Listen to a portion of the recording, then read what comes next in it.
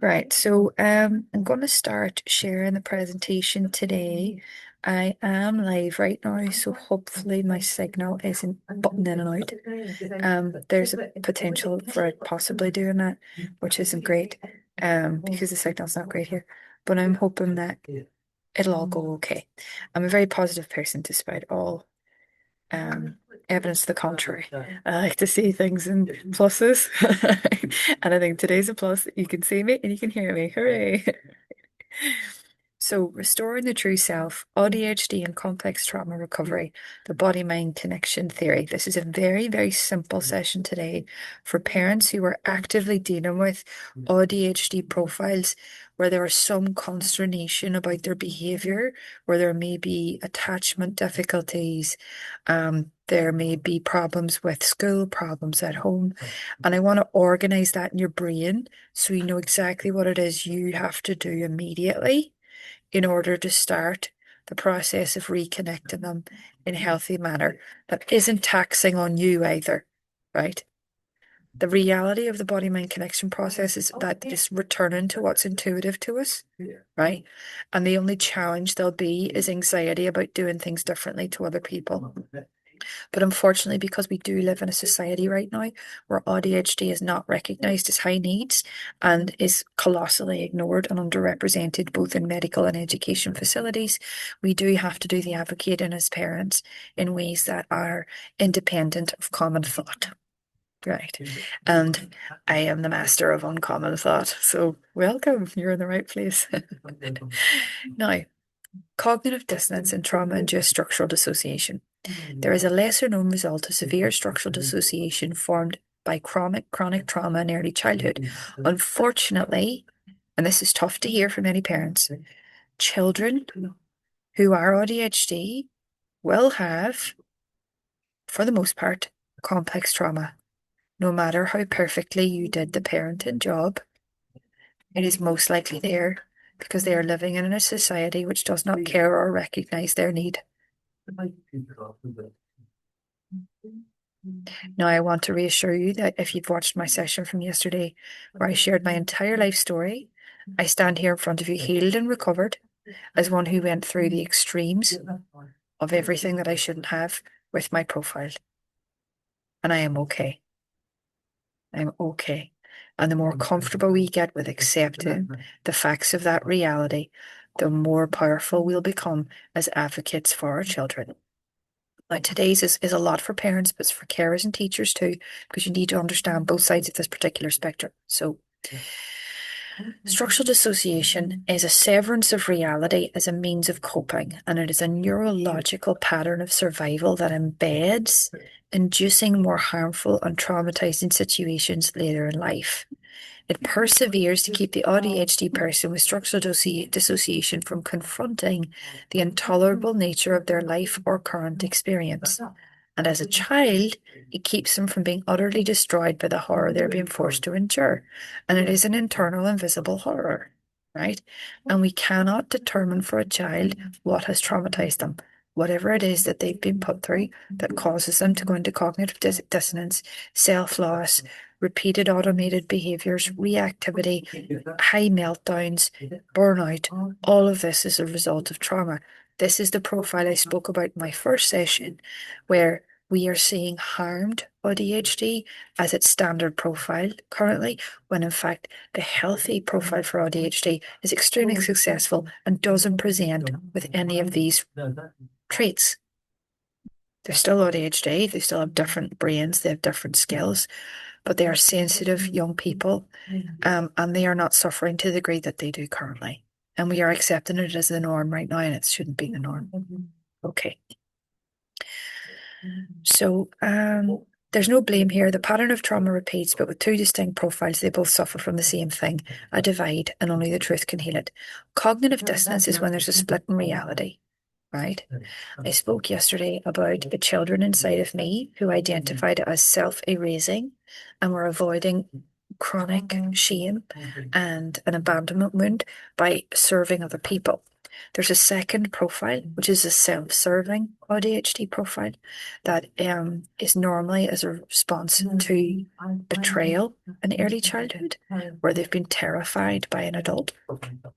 And as a consequence, they now no longer trust the reality they're in, and their mind reorients around keeping them safe and defending themselves. And a lot of their behaviours are exploitative or manipulative in this way, but it's coming from like an automaton, like a robotic pattern of protection, so they don't have to feel shame or fear again. It's not their fault, and they're not doing it on purpose. Okay, how does cognitive dissonance form and why? All children are vulnerable. They're extremely responsive to love and affection.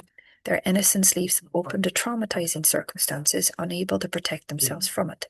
The brain and body learn to cope by compartmentalizing their harmful experiences. And this is a chronic pattern of trauma from a parent who is both carer and source of harm. They can't cope without severing their identity on a deep neurological level. The split in reality. Time to break the chains.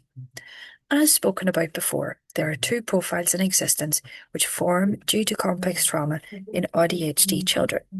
The severity and early nature between 0 to 9 years will cement and deepen the split in reality.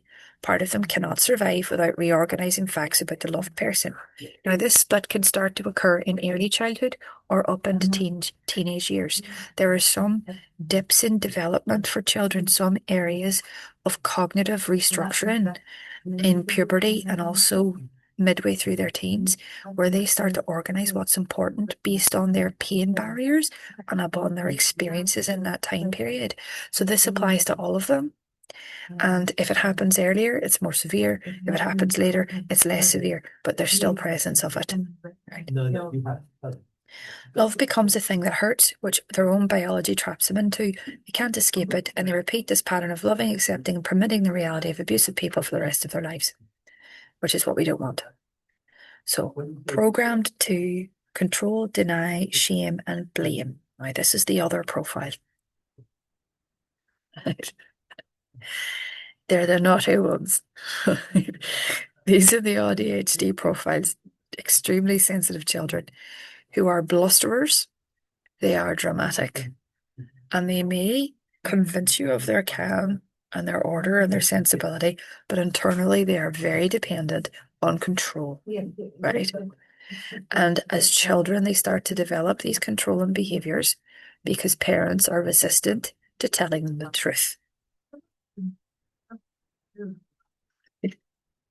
And if they're not having mirrored co-regulation, healthy, positive regard for negative emotion, they start to hold these negative emotions and increase their control behaviours.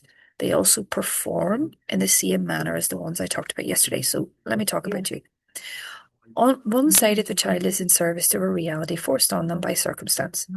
Half of that reality makes them faulty, bad, flawed, wrong, or shameful. It is either their buried self or an external source. What that basically means is the child is either hooked into their external world and a slave to it, or they're hooked into their own needs and a slave to their own needs, right? And it's just one opposite against the other. Some children are so loved that they control that love by making bad the world and forcing those who love them to serve their false reality of being good, even when their behavior is terrible. Some of you might recognize this. They feel deep down they're very bad, right? Which they're not, because they're children. This means the truth feels like harm, and it isn't. But they are incapable of confronting it as it re-triggers the part of their psyche they had to bury. To deny horror is not repeatable here. It's usually identified as narcissism. I'm going to say something controversial. Narcissistic traits appear in ADHD profiles of children with complex trauma where betrayal occurred early, where they felt betrayed or exploited or harmed by a parent, and it was too much to process. So they created a lot of disruption internally that is self-serving, right? Their reaction to that harm was to protect themselves and defend themselves through multiple pretenses. I find this profile amusing, right? And not in a negative or condescending way, but only because of the innocence of it. because when you are very used to this profile, and I have a lot of experience with it, right? It gets to be amusing. You can kind of see this like internal theater going on where the child is like, I am absolutely right and I am good and I've done nothing wrong and everything is fine. And that over there is really bad because I'm great though, aren't I great? Right? Even though they might be pounding somebody in the head, they'll blame everybody else around them for what they're doing. And it is funny.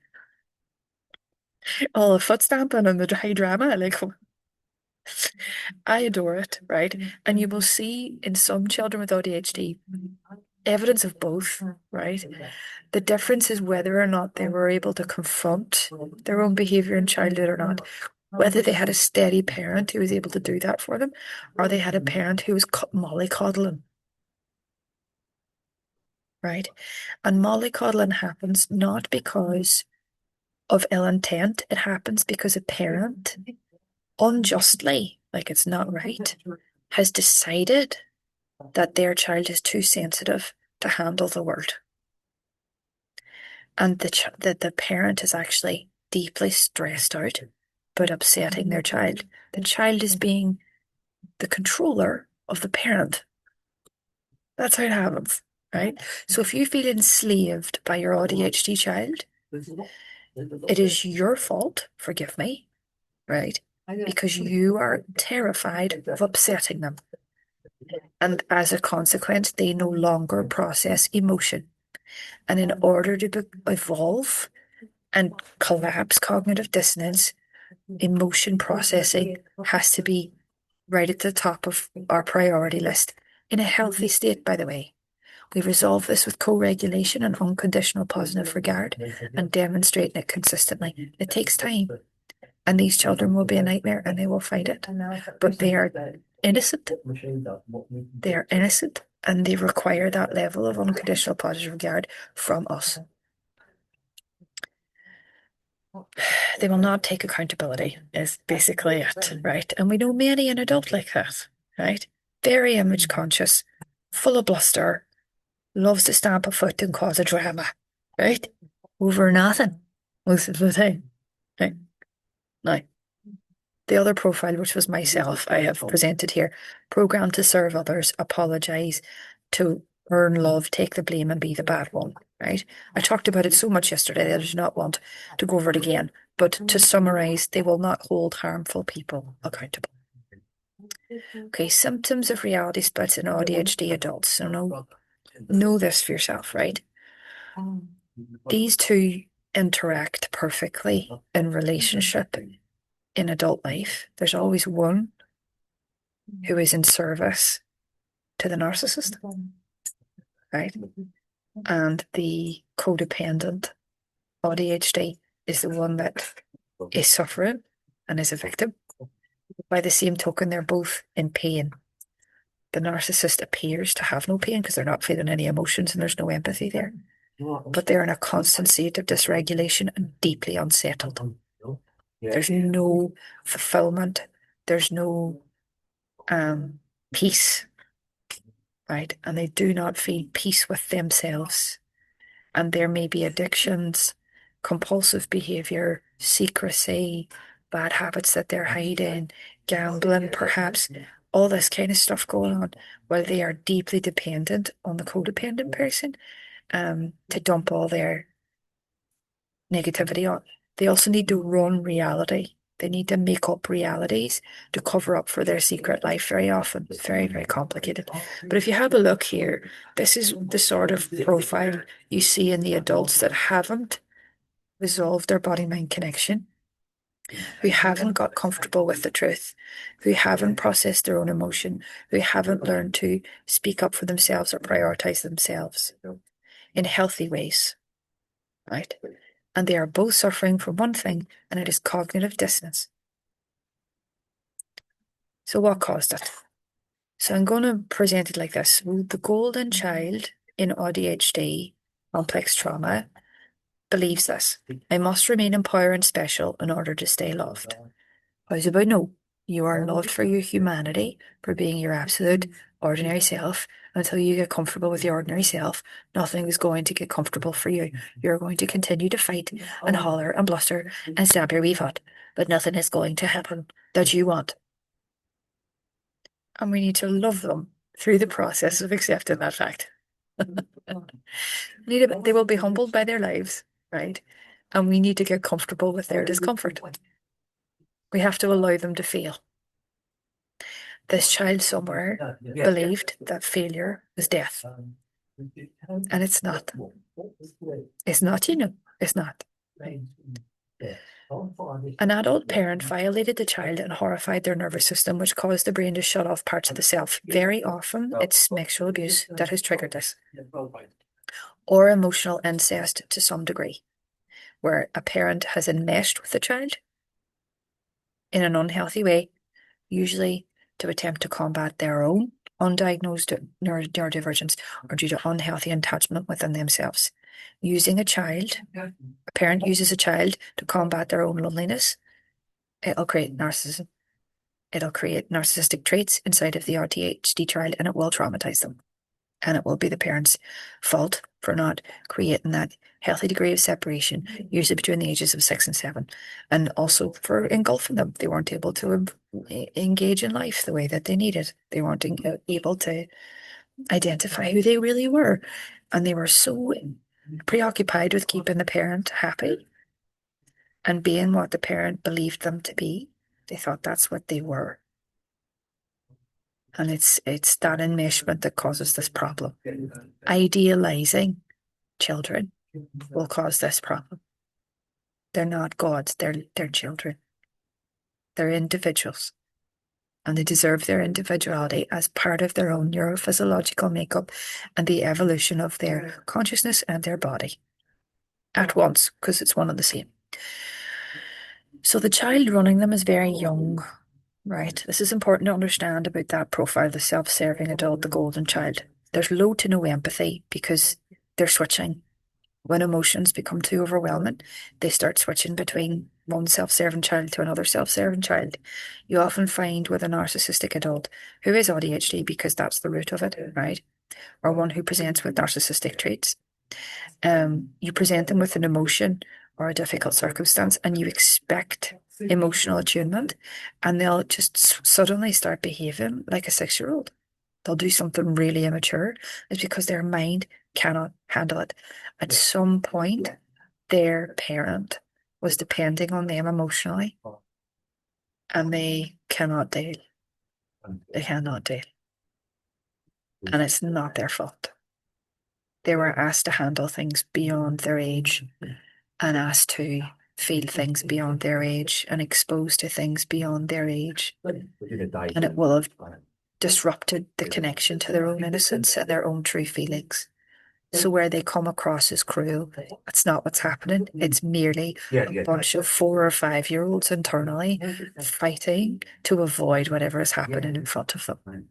That's all that's occurring. They do not want to face reality, and that cognitive dissonance is running them. So yeah, usually engulfed or violated by a parent sexually or emotionally. And that's because of a traumatized parent as well, needs to be said. So the scapegoat. A child, physically and psychologically, is harmed repeatedly in very early childhood. A very young child running the switching alters.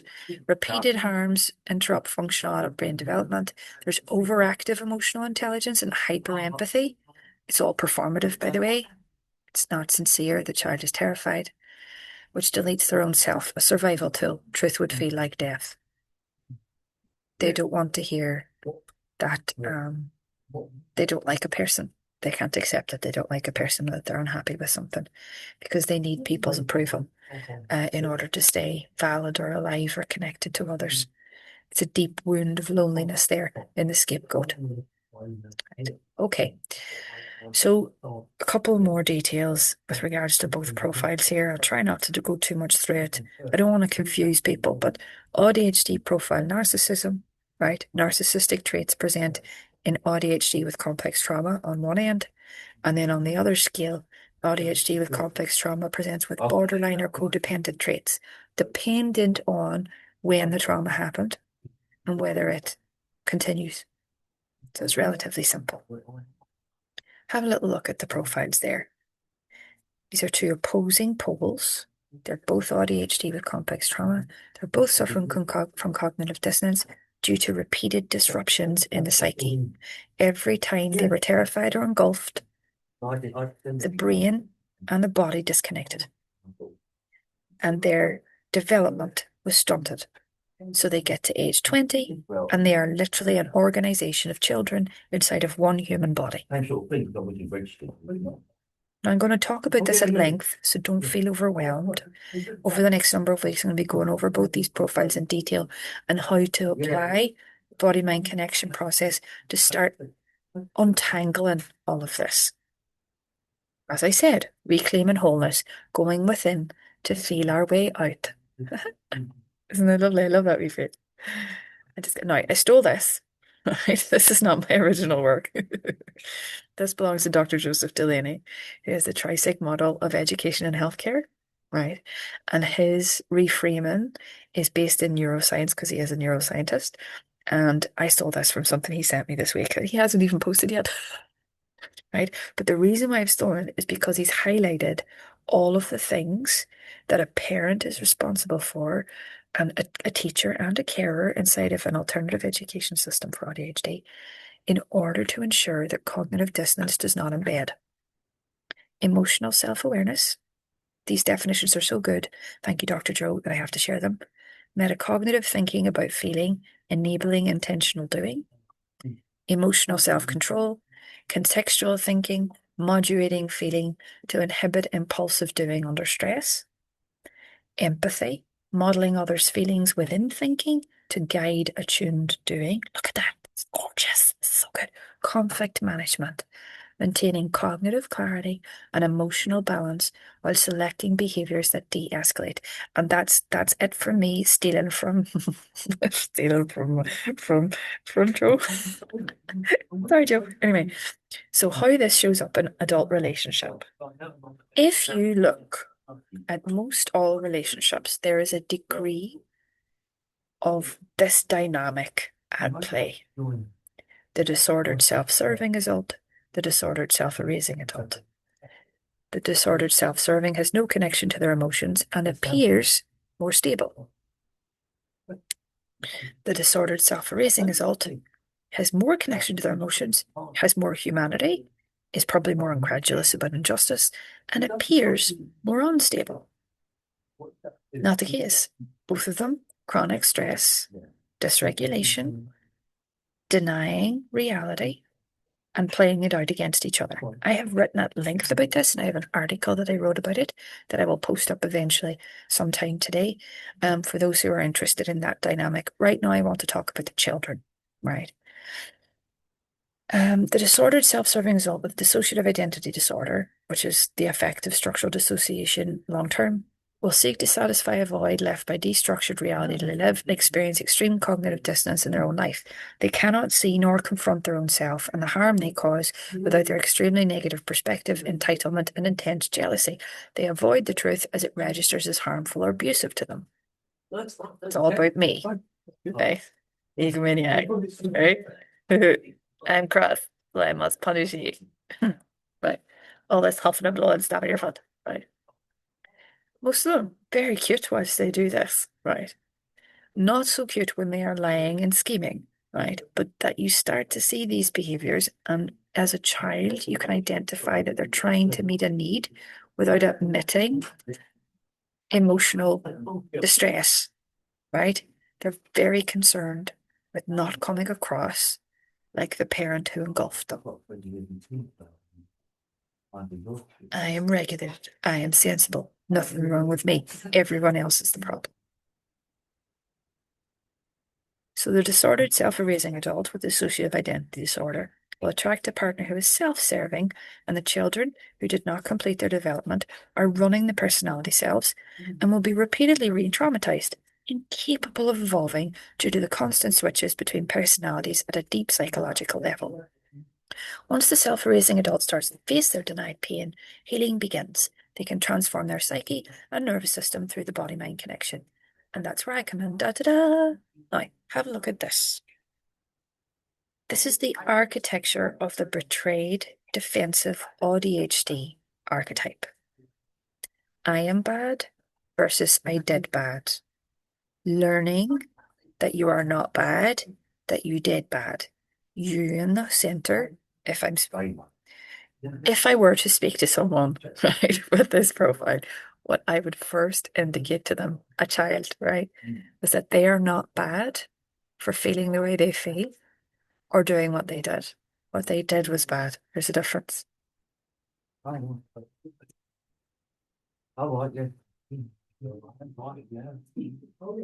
Toxic shame is run by this core belief: I am bad and I must cover it up. Right. External validation or achievement becomes their false compensation for the dysregulated nervous system locked in toxic shame. It is not right to shame children,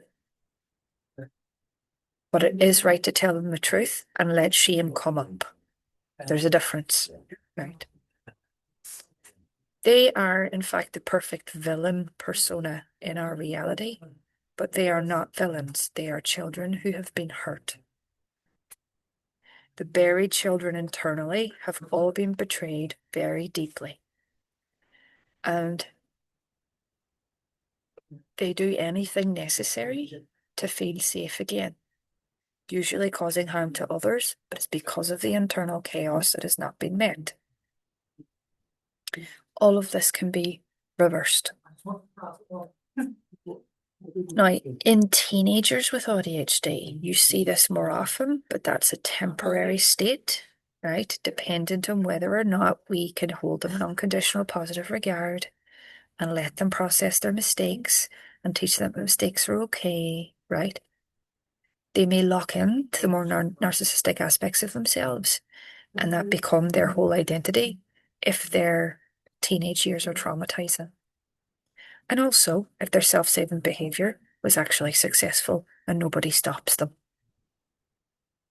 If they are not confronted or held to account for their behaviour in teenage years, it becomes their whole personality. So addiction, high masking, defensive and manipulative scripting, the people cannot be trusted belief, the betrayal wound internally incredibly painful, chronic overwhelm and self-loss, primitive self-soothing, right? I know some incredibly impressive, brilliant, beautiful people who in their unguarded state are the most attractive and fascinating individuals I have ever encountered. But unfortunately, right, do not trust the world enough to sit inside of their unguarded state and be that, because they have put so much faith in store inside of the false self that they have encouraged and constructed around themselves. It is a rare gift to witness the unguarded beauty and innocence of another human being. It is a rare gift to allow ourselves access to the unguarded innocence inside of all of us.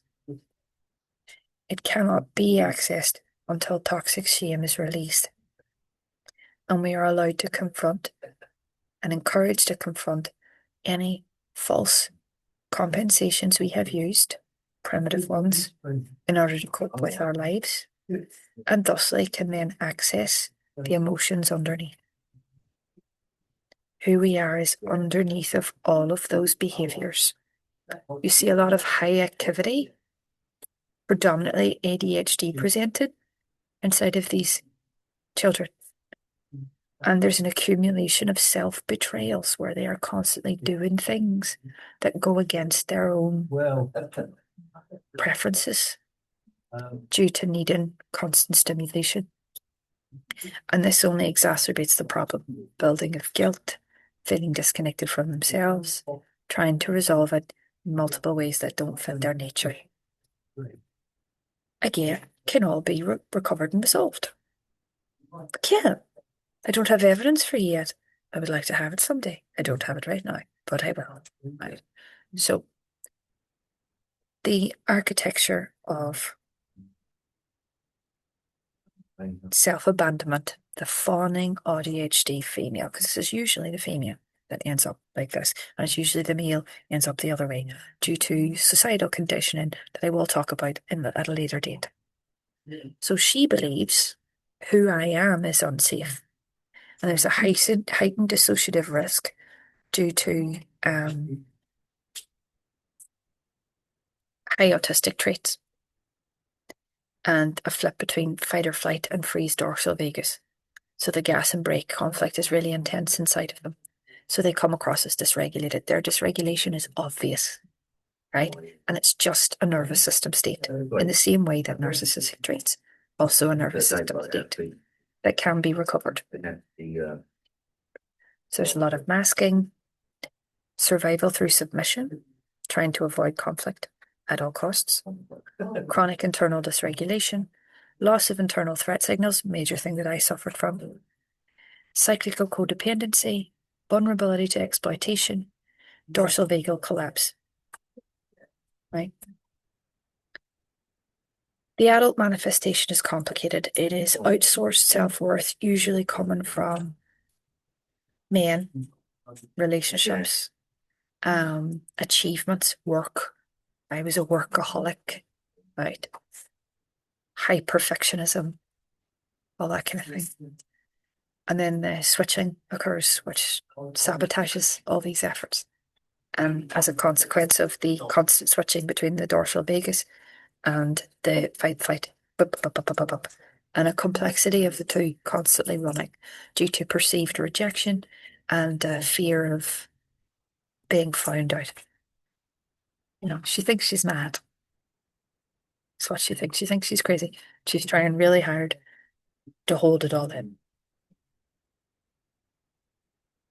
Healing cognitive dissonance.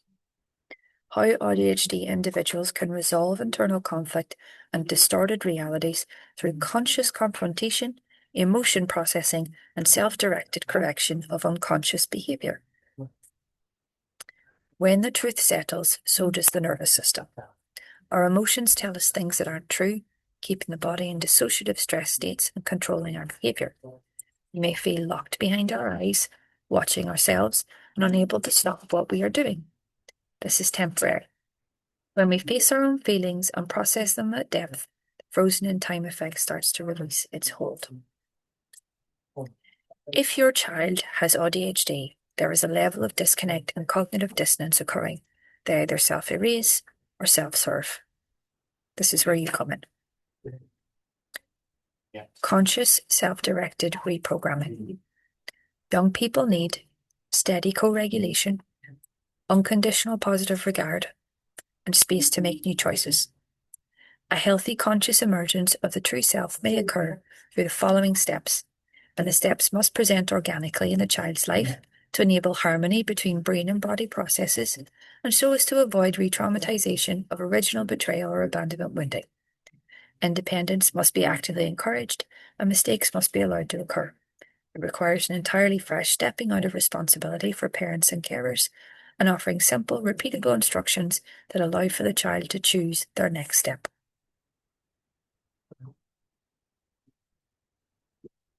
A child's discomfort is something many parents unconsciously run from.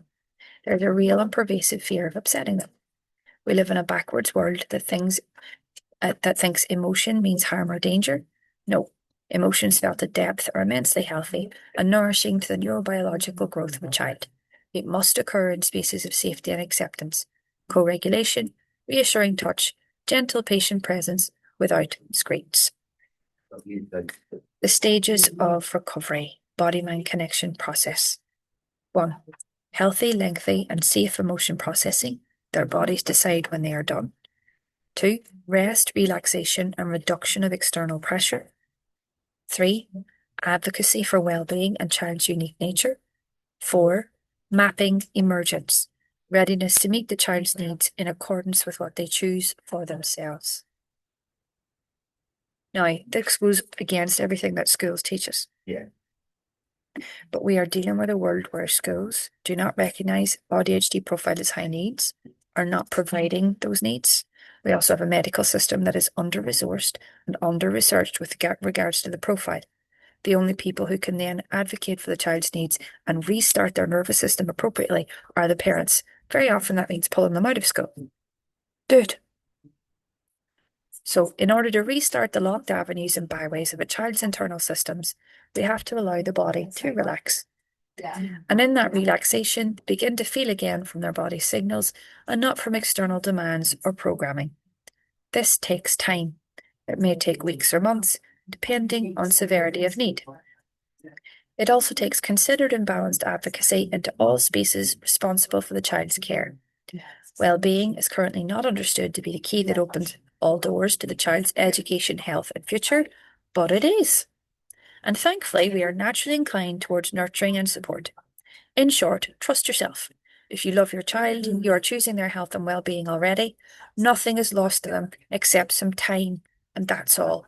Anything demonstrating urgency does not understand ADHD. Facts about ADHD in all profiles. Well-being and high needs care on all levels, emotional, personal, psychological, and physical, are necessary for accessing education.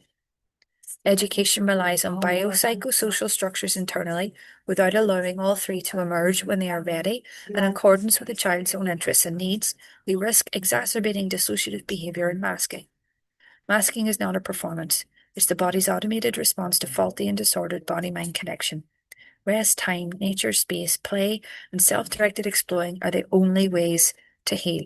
And I am developing a school and opening schools with this design intact. Please ask me about it. You're very welcome to come and join us and to get involved. For all parents, carers, and teachers, please remember this going forward. There'll be much more advice and support on the body-mind connection process for your individual child. And this is what you need to continue to apply every day. Nothing is urgent when well-being opens all doors. I am available to work with people, families, individuals, schools, education systems, alternative education facilities, and also with parents and their child, right? You only need to contact me, right? I'm easy to access on social media, and also my email address will be into the post. I offer advisory services, long-term mentoring, online support, in-person support, whatever you need, it can be bespoke. And I also provide training for teachers, schools, and alternative education facilities on the body-mind connection process in full. I'm showing up again tomorrow with more on this topic. I'll see you again very soon. Have a lovely day and be nice to yourself. Okay, bye.